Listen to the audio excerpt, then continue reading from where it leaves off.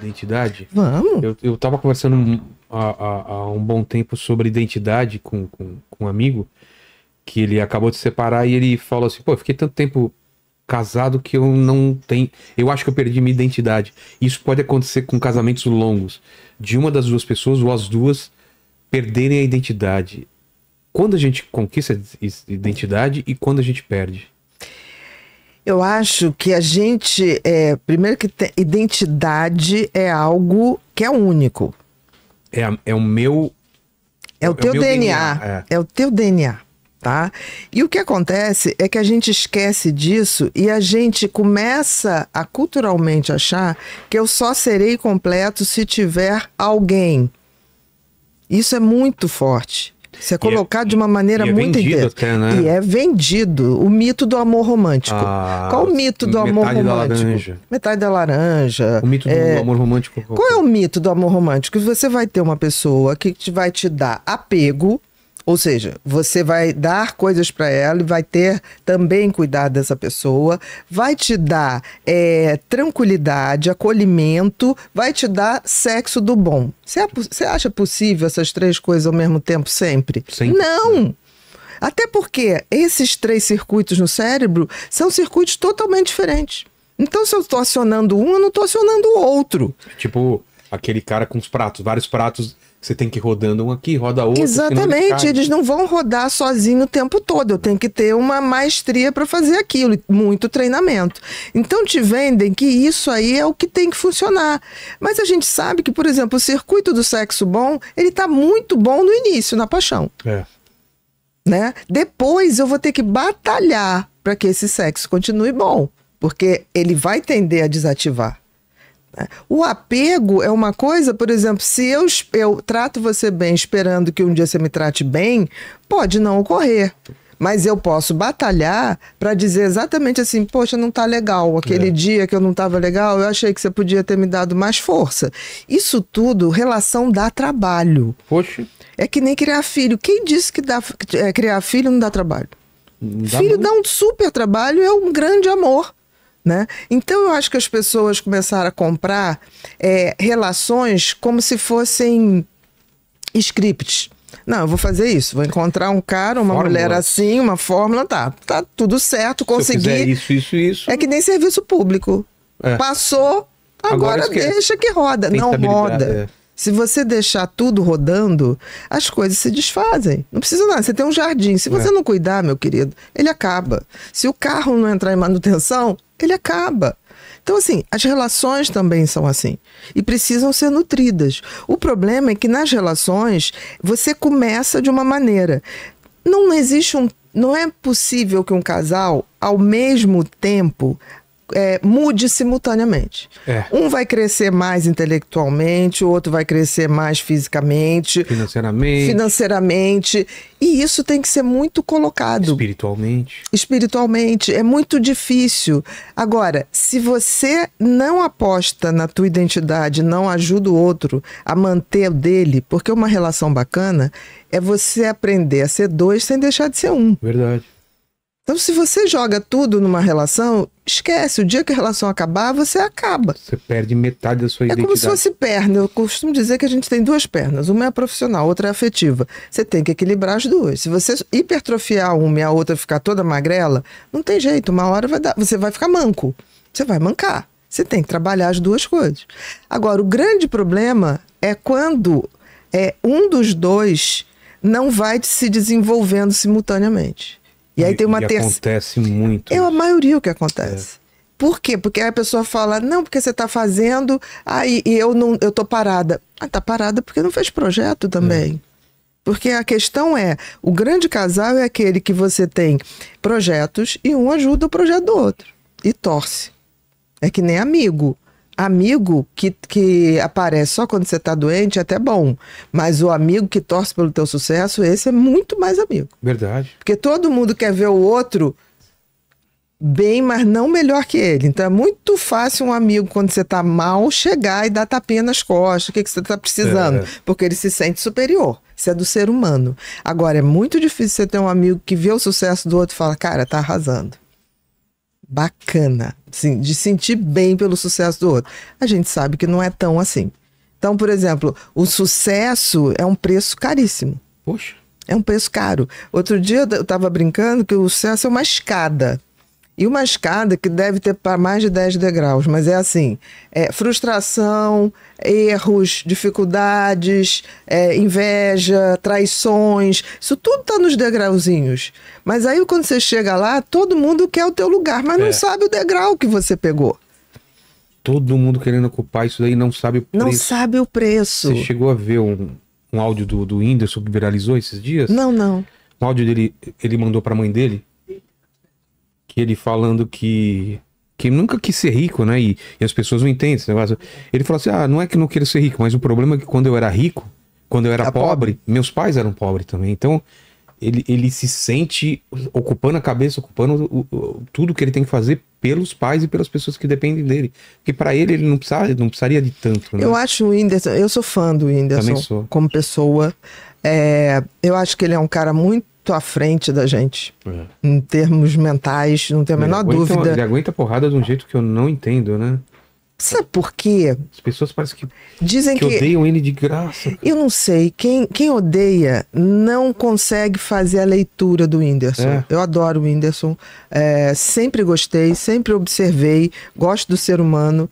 Acho que em alguns momentos ele deu uma bailada na curva, porque todo mundo dá uma bailada na curva, principalmente quem não tinha nada e passa a ter tudo.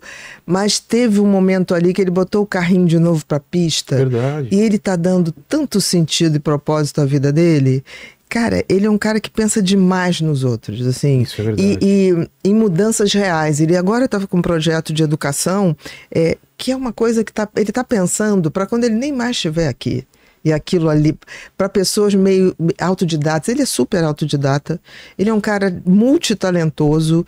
E é um cara que eu vou te dizer, ele já passou por tantas que ele meio que Rock Balboa. Quanto mais bate... Quanto mais bate, você é o que você aguenta apanhar. E eu acho que ele já apanhou demais. Poxa. E tá imune. Eu acho maravilhoso, porque ele tá livre para fazer o que ele quiser. Eu sou fã, sou suspeita para falar do Whindersson. E como que a gente aprende essa resiliência de... Porque a vida bate, né? Tem muita vai bater sempre. A vida bate forte. De onde vem essa resiliência? Essa vontade de se levantar? Porque tem muitas... Vou falar a verdade, tem muita hora que dá vontade de você ficar quietinho no seu canto, vou deitar aqui, não quero mais acordar. E aí? Mas olha só, eu sempre penso assim, se você ficar quietinho, primeiro que não é da sua essência ficar quietinho. Vamos lá, vamos falar da gente. A gente é inquieto, não consegue. A gente é um bicho inquieto. Então assim, eu vou estar me traindo. Né? E se eles conseguirem fazer com que eu não seja eu, ou você não seja você, aí a gente falhou, cara. Falhou totalmente. Porque assim, pode falar o que quiser, pode me chamar do que quiser. Eu levanto todo dia porque eu sei para onde eu tô indo. Independente do que as pessoas falem ou achem. Às vezes você tem que lembrar por que você começou as coisas, né? Sempre. Porque é difícil. Sempre. E lembrar que você... Teve muitos dias que você rezou para você estar onde você está. Isso é maravilhoso. E aí é aquela hora que você fala assim, não, vamos lá, deixa. Eu sou uma pessoa que eu só ouço crítica de pessoas que eu sei que gostam de mim. Por exemplo, uma coisa que eu vou ser eternamente grata a você. Assim que eu comecei meu podcast, no Pod People, a gente botava a thumb com o rostinho do convidado. Você botou assim, você me mandou um WhatsApp e falou assim, bote o seu rosto e da outra pessoa. Eu falei, cara, esse cara é generoso. Aí eu fui para a equipe, ele tá certíssimo. Então, são coisas assim que você vê que isso é generosidade. Porque você não precisava fazer aquilo. Você não precisava fazer nada daquilo. Mas você fez por quê? Porque é a sua natureza. Isso volta para você... Não pela Bia, volta do mundo. Eu acredito nisso também. Volta, entendeu? Então, como é que você aprende depois que você separa? Você lembra de quem você era. Ou quem você sempre foi. Mas é fácil se perder também, né? É fácil, mas se você não lembrar que você sempre existiu antes da relação, aí você vai estar traindo a você. É como se você tivesse que... Peraí, antes disso tudo acontecer, eu já era eu. E quais eram os meus sonhos? Eles estão aí, eles continuam. O que me anima e o que eu falo para as pessoas também que estão passando por momentos difíceis é que quando você tá no fundo do poço, você tá no olho do furacão e depois você vê 2, 3 anos depois e olha para aquilo e fala, cara, aquilo não foi nada perto do que eu passei depois ainda. Você passa coisas piores e quando você lembra o sentimento que você tinha com aquela coisinha, né? Por isso que a gente não pode também, às vezes, merecer o que as pessoas estão pensando. Fala, pô, como que a pessoa tá sofrendo por causa disso? Ela tem tudo. Você não tem ideia daquela luta, né? Mas tem uma coisa no cérebro muito interessante. Todo mundo tem uma fênix em si. Isso já descoberto por pesquisas.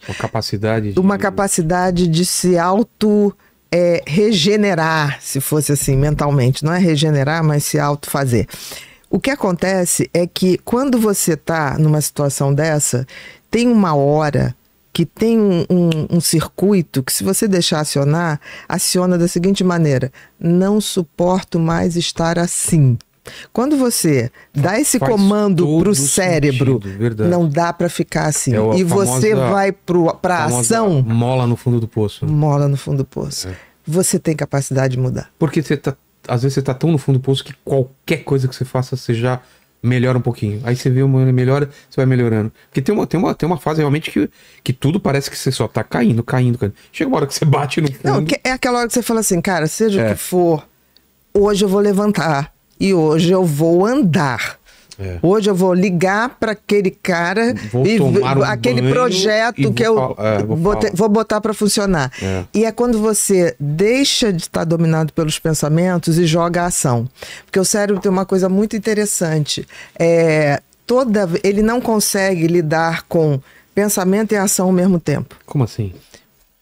Quando a gente tá agindo, a gente não tá pensando sobre? Exatamente. Então, quando você está num espiral negativo de pensamentos ruins e você se põe em ação, seja ação física, de preferência fisicamente, o que acontece é que desativa aquele circuito autodestrutivo. Você sai daquele ciclo moto perpétuo e o corpo tem que se preocupar com o que ele está gastando. Com o que ele tá fazendo. Então, por exemplo, uma coisa que toda vez que eu estava com algum pensamento assim ruim e que aquilo ficava, putz, isso não vai dar certo, eu sempre peguei a bicicleta e dava 2, 3 voltas na lagoa. Faz sentido. E aquilo me dava uma coisa, eu falei, esse negócio dá certo. E depois pesquisa. É químico.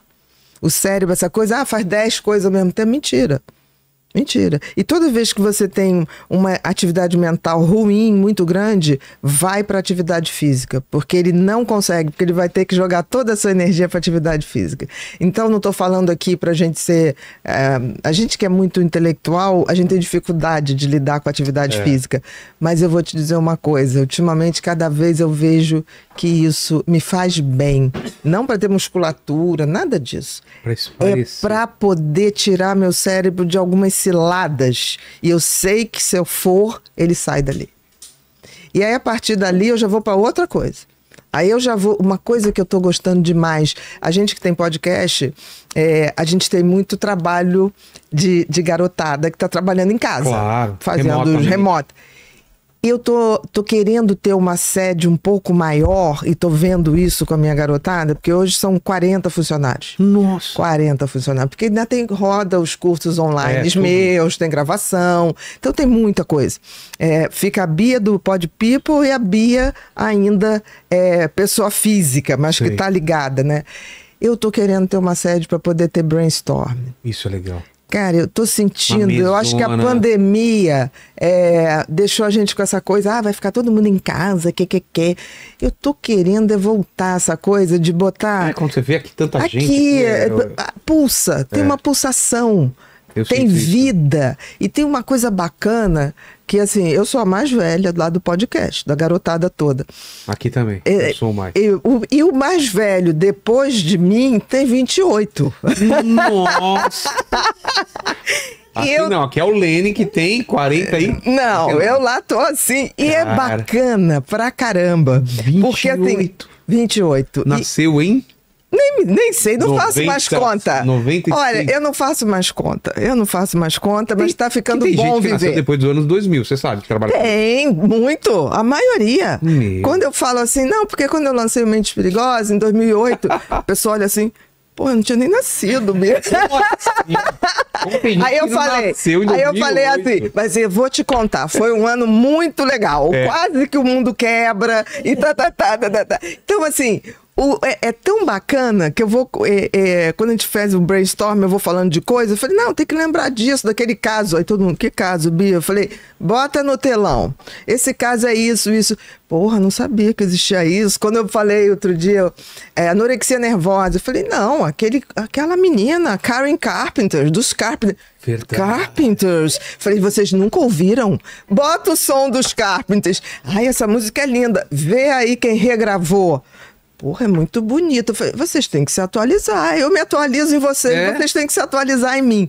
E isso dá uma dinâmica de vida que é fantástico. Outro dia as pessoas, temos que gravar a versão 2 do curso. Eu falei, eu tenho uma ideia. Eu dei uma ideia tão fora do padrão. Eles falaram, eu não sei se isso vai dar certo, mas se der certo é genial. Não tô vendo ninguém fazer. Eu falei, então me prepara um projeto para a semana que vem.